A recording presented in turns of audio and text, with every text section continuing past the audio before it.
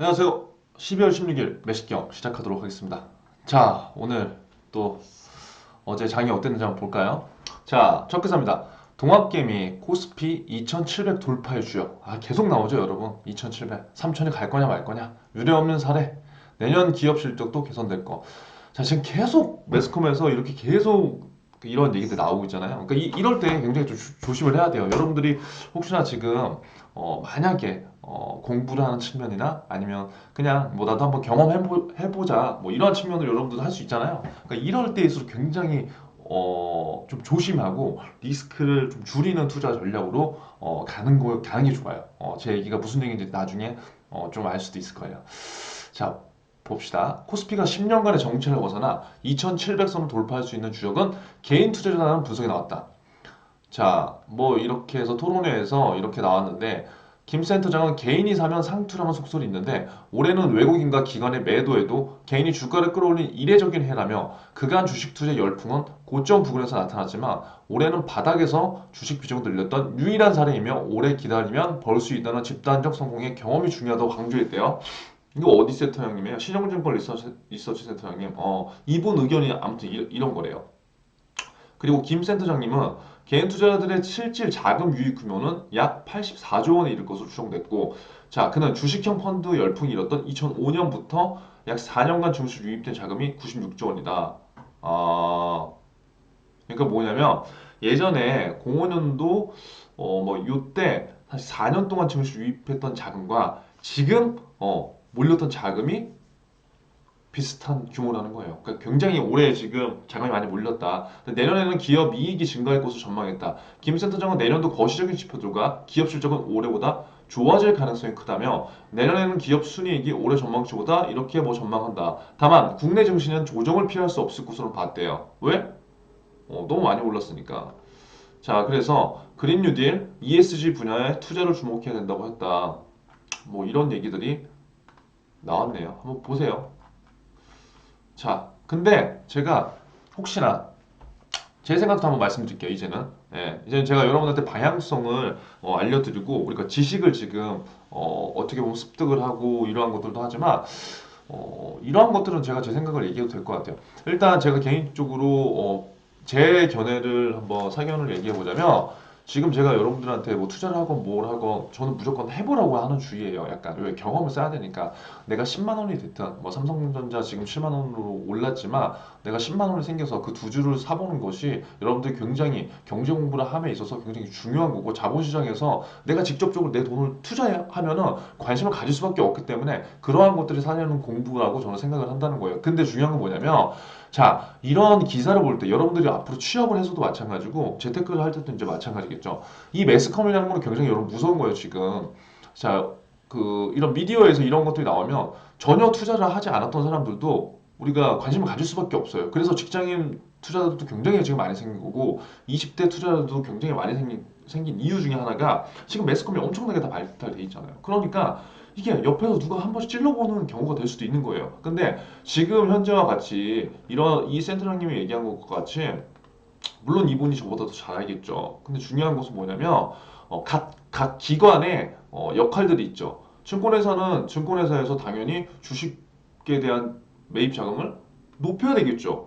그래야지 이러한 분들이 일을 할 수 있는 거예요, 여러분.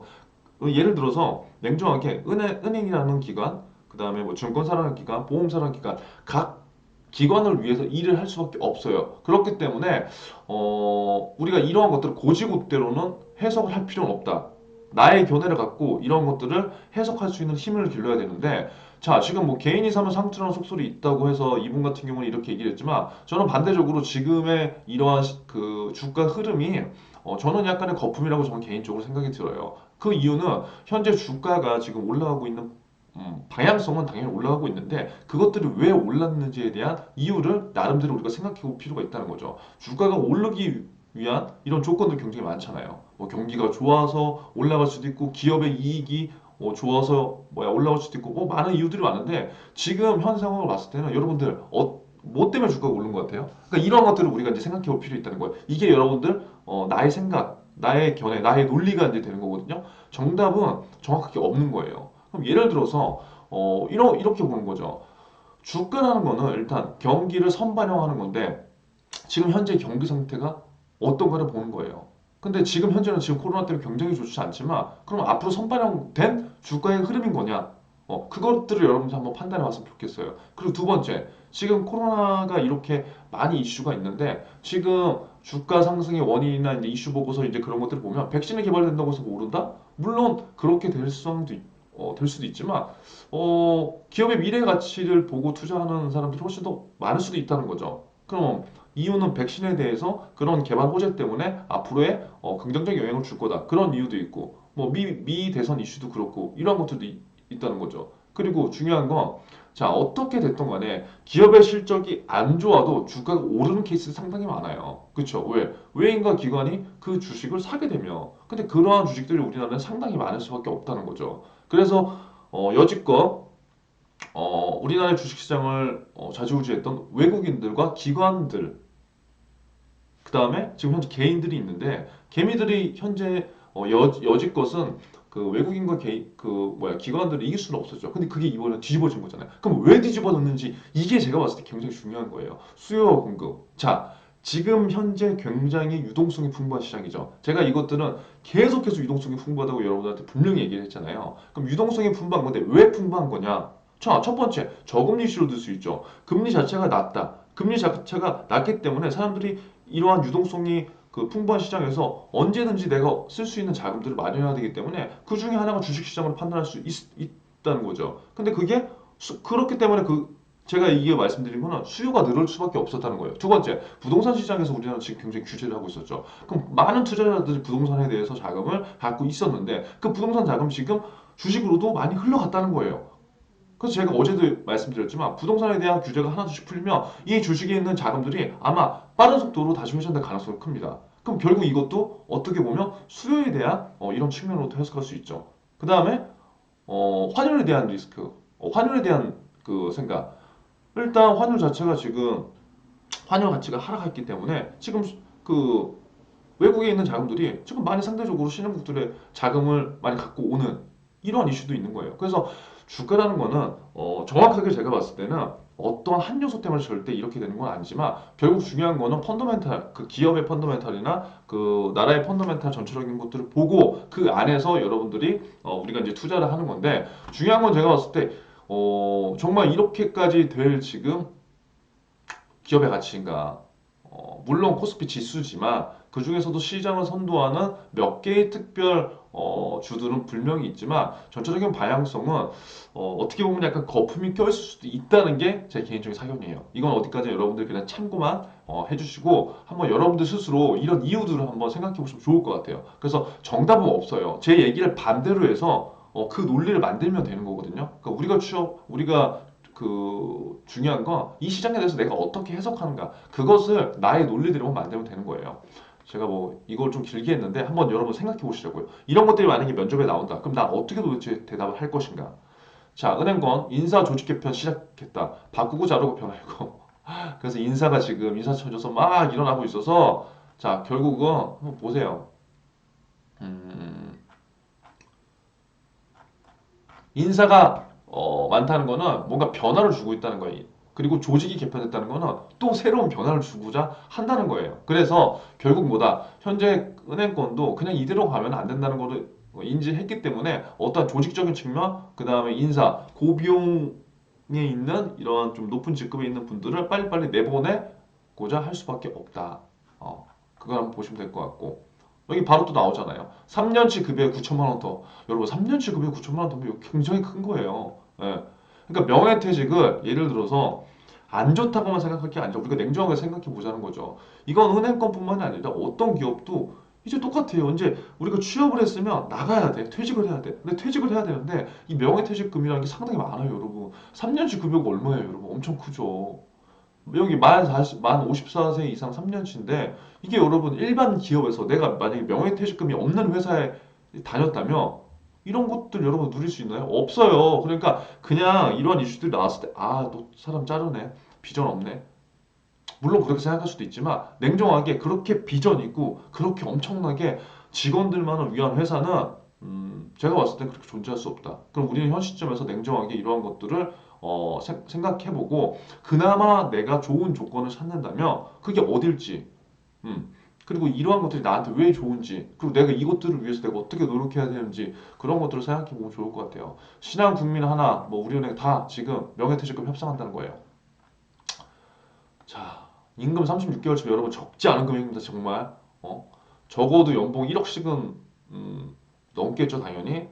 그래서 자, 은행별로 지금 명예퇴직기 칼바람, 그다음에 대리급까지. 자, 그러면 이러한 것들에 있어서 어떠한 현상이 되냐면요. 진짜 본인들의 커리어를 잘 이어나가거나 아니면 뭐 예를 들어서 직장 생활을 하면서 내가 뭐 다른 걸 해보고 싶은 사람들은 이 대리급 나올 거예요. 아마 명퇴. 예전에 국민은행에서도 몇 년 전에 한 번 했을 때 많이 나왔었어요. 왜? 예를 들어서 물론 은행 생활이라는 게 그다음에 금융권에서 일하는 게 좋지만 현장에서 부딪히는 어려움들이 여러분 분명히 있거든요. 제가 계속 얘기하지만 돈을 많이 주는 건 이유가 있는 거예요. 돈을 많이 주는 거. 비전이 없다가 아니라. 그러면 이러한 분들이 또 다른 제2의 삶을 살 수 있는 하나의 밑바탕의 조언이 될 수 있다고 생각을 하는 거예요. 그래서 이러한 현실들을 한번 우리가 보고 가면 좋겠다. 자, 다음 기사는 은행 문턱 높아지자 고신용자 카드론 두 달새 4배. 그러니까 은행에서 지금 대출 쪼이잖아요. 그러면 어디로 가? 어, 카드론 쓴다는 거예요. 저축은행도 시중 대출 금리에 상향됐다. 이게 그러니까 순기능이냐고요. 중요한 거. 지금 금융당국에서 가계부채가 많아져. 그리고 그것들을 줄이라고 은행이 했어. 그럼 은행에서 대출을 막어. 그러면 돈이 필요한 사람도 어디 가냐고요. 그러니까 그냥 막는 것만이 정부에서 할 수 있는 그냥 대처가 아니라는 거죠. 그렇죠? 왜냐? 밑으로 계속 가니까. 그럼 밑으로 가면 뭐가 안 좋아요? 금리가 높아지잖아요. 그러면 1금융권에서도 그러한 것들 상황 때문에 문제 있는 분들은 어떻게 해요? 지금 자영업자 이런 분들 굉장히 힘들 텐데. 그럼 오히려 이런 때 1금융권이나 정부기관에서 뭔가 좀 더 그런 분들한테 혜택을 줄 수 있는 것들을 해줘야 되는 게 맞는 정책이라는 거죠. 제가 가급적 저의 사견을 얘기를 안 하려고 하는데 이런 것들은 정말 좀 답답해서 제가 얘기를 하는 거예요. 그러니까 제 생각이 무조건 맞다가 아니에요, 여러분. 은행권 가계대출 문턱이 높아지면서 카드론을 새로 이용하는 고신용자의 비중이 두 달 새 4배나 급증했다. 저금리 기조와 집값 상승, 주식시장 열기로 자금 수요는 여전히 높은 상황에서 겹겹이 대출 규제가 강화되자 은행에서 원하는 만큼 대출을 못하고 이렇게 갔다는 거예요. 제가 한 말 그대로 지금 나오는 거예요. 그러면 결국 그러니까 이렇게 생각해야 돼요. 우리가 취업을 위해서는 솔직히 이것들을 이렇게 생각하면 안 돼요. 왜? 여러분들은 예를 들어서 1금융권, 그 다음에 메이저 가야 되니까. 그쵸? 근데 내가 만약에 실질적으로 고객의 입장으로 생각한다면 이거 진짜 답답한 얘기거든요. 만약 여러분의 부모님이 자영업을 하시는데 돈을 빌릴 데가 없어서 1금융권에 못 가고 2금융권도 안 되고 지금 뭐 계속 뭐 밑으로 가는 거야. 그러면 내 진짜 심정이 어떻겠어요? 이게 고객들의 입장이라니까요. 이게. 그러니까 우리는 항상 양방향을 생각해 봐야 된다는 거예요. 자, 그래서 이거 한번 그냥 한번 보세요. 제가 봤을 때 이게 그렇게 바람직한 현상은 아닌 것 같아요. 지금 부동산을 규제하는 것과 거의 비슷한 흐름들로 모든 것들을 다 규제하려고 하고 있기 때문에 음, 좀 안타까워요. 자, 대출 못하고 이자 못 받고 이건 또 은행 걱정을 하는 거예요. 은행 내년 수익 벌써 비상등이다. 왜? 지금 현재 대출 막았으니까. 근데 중요한 건 뭐다? 내년 되면 또 은행 영업해요, 여러분. 해야 된다니까요. 뭐 이건 못하는 거 아니에요. 이건 그러니까 기자분이 어떻게 썼느냐에 따라서 이게 해석하는 게 달라지기 때문에 은행의 내년 수익 전망에 벌써부터 비상등이 커졌다. 사상 최저금리로 이자 장사를 할 여건이 안 좋아졌음에도 올해 대출이 급증하면 선방했지만 내년에는 대출 총량 규제가 본격화되기 때문이다. 우리가 알아야 될 건 뭐다? 내년에 은행권의 이슈는 대출 총량 규제라는 이슈가 있다. 그렇기 때문에 여기에서 수익을 내는데 조금 그 올해보다는 제한상이 있다. 그것만 알고 가면 되는 거예요.